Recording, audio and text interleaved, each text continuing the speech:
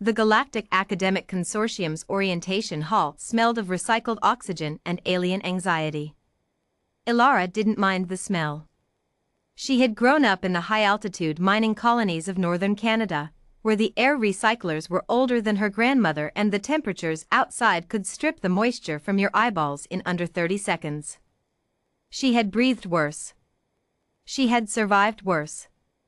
She adjusted the strap of her bag, a battered, olive-drab military surplus pack her father had given her before she boarded the shuttle, and scanned the crowd of new students filling the atrium of the Carith Station Academy.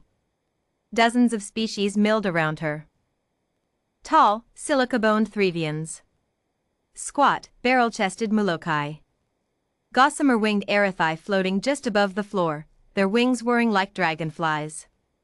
Ilara was one of only 3 humans admitted to the program this cycle, and the only one from a Deathworld settlement. She didn't announce that. She didn't need to. Deathworld status was already stamped on her student record, visible to anyone who cared to look. It was visible in the way she walked too, measured, deliberate, spine straight, the posture of someone who had grown up where a rolled ankle on an icy trail could mean death before the rescue drones reached you. She was heading toward the registration desk when she heard him. "You, small one." "Terran." Ilara paused. She turned slowly, the way her father had taught her to turn when a bear entered a campsite. No sudden movements. Eyes open. Assess. Vorin was large, even by the standards of his species.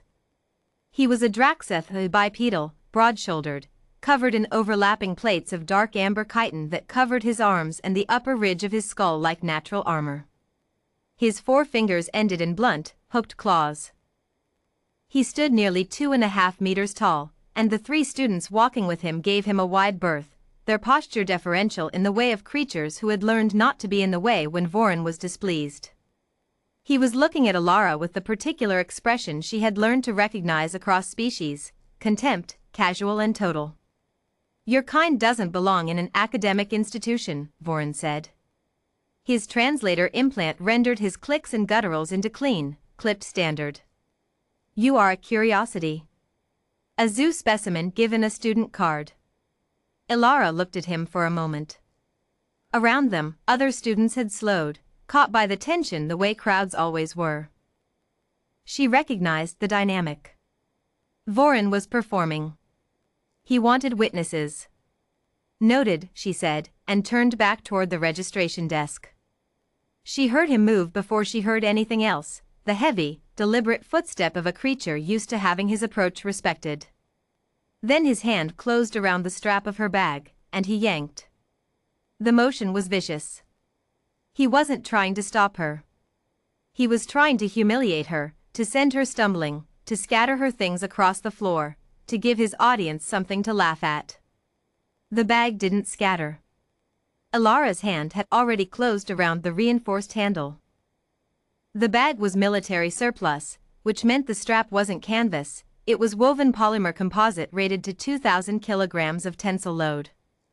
The handle itself was hard, dense rubber over a steel core, roughly the diameter of a police baton. Ilara's father had carried it through 3 northern expeditions. Her mother had used it to prop open a blast door once.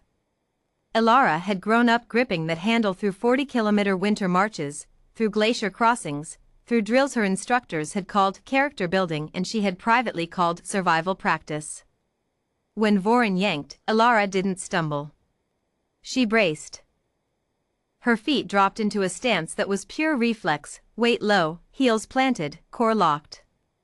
The yank transferred through the strap, up her arm, and distributed across a frame that had been built, year, by cold and altitude and gravity that the medical charts classified as marginally non-lethal for developing humans.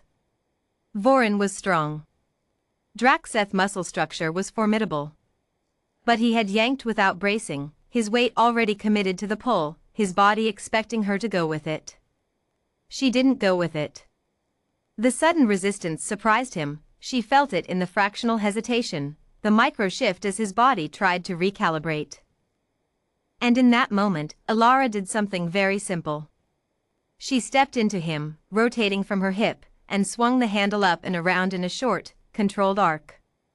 The steel cord rubber connected with the inside of Voron's forearm just above the wrist. The sound was not dramatic.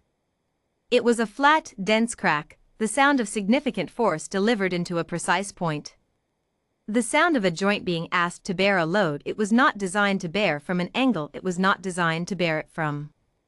Voron made a noise that his translator did not bother to convert into standard. His grip released instantly, not from decision, but from neurology. The hand simply opened. He staggered half a step sideways, his other hand coming up to cradle his arm, his amber chitin plates flexing in the distress response pattern she had read about in her xenobiology preparation materials. Elara straightened. She settled the bag strap back onto her shoulder. She looked up at Voron. He was staring at her with an expression she had not seen on him yet. Not contempt. Something closer to the look prey animals wore in the half-second after a predator had moved faster than expected. "You broke my arm," he said. The translator made it almost flat, but something raw bled through underneath. "I applied force to your forearm during a physical altercation you initiated," Elara said. "Your arm's integrity is a separate variable." She tilted her head slightly. "You should have the medical bay assess it. Draxeth's secondary bone structures are typically resilient, but that impact was centered on the flexor joint. I'd want that imaging confirmed before I moved it much." She said it without cruelty. She was not gloating. She was simply relaying information. That, somehow, appeared to disturb him more than the impact had. The three students who had been walking with Voron had taken several steps back. One of them, a young Threvian, was staring at Elara with his secondary eyelids fully extended, the species equivalent of wide-eyed shock. "You're registered as Deathworld origin," one of Voron's companions said, quietly, more to himself than anyone. "Northern Canadian high-altitude colony," Elara confirmed. "Category 7 environmental classification. We don't have your gravity, but we have our own particular gifts."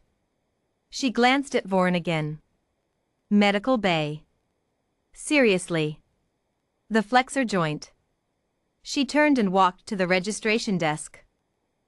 The academy counselor who interviewed her that afternoon was a middle-aged Arathi named SIV, whose wings had gone still with the deliberate calm of someone choosing not to appear flustered. "The incident has been reviewed by station security," SIV said. "The recording confirms Voron initiated physical contact first." "Yes," Elara said. "You responded with considerable force." "I responded with appropriate force," Elara said. "He had approximately 40 kilograms on me in muscle mass, and his grip pressure would have caused structural damage to the strap and potentially hyperextended my shoulder if I hadn't addressed it." "I addressed it."